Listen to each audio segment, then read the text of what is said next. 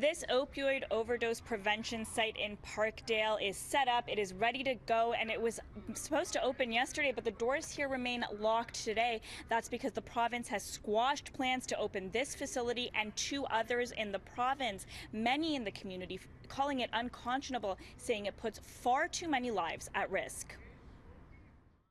My friends are all flopping.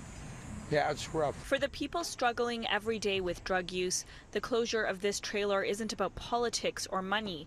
It is about coming face to face with death, surviving, and then watching it happen over and over again. My friends being saved, that's the most important thing. Yeah. I want people to live, even though they have bad things. Sorry, I get emotional. But no, I want people to be alive. Stephen Raymond Brown has watched his friends die. He himself has overdosed 5 times. He says an opioid prevention site in the community would be invaluable. Because they monitor you. You are being nursed. So you go in there, they make sure you do your proper shots, whatever. And if you do OD, then they have protection right away. The province's sudden decision to put the brakes on opioid prevention sites has the medical community and many politicians speaking out. I'm heartbroken. After a long and very difficult process, we finally got the federal and provincial governments to agree to install these very important medical facilities that save lives. And now, with a snap of their fingers, the provincial government has put them on hold. The province wants to conduct a review to assess the merit of these sites.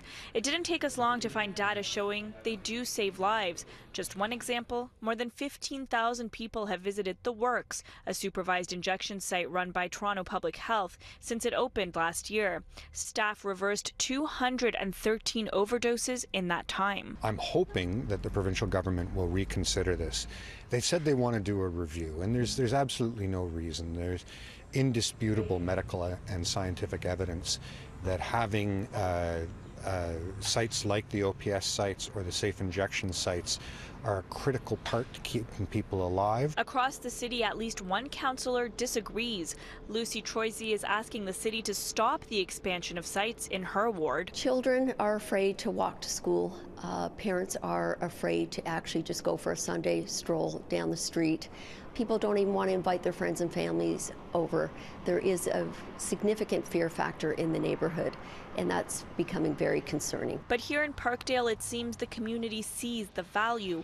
We door-knocked and spoke to several residents and businesses, and everyone we talked to is for safe injection sites. I'm worried and I'm saddened and angry. Talk to me in a few months and I might say exactly the opposite thing, but at this point, I think the alternative isn't working. People are dying. You only have to look around you. I mean, you can wander the alleyway here and you can see needles. So it would be great if we could get the needles off the streets and into areas that are safe for everybody. Getting it done as soon as possible is obviously priority, and I think this area could really use it.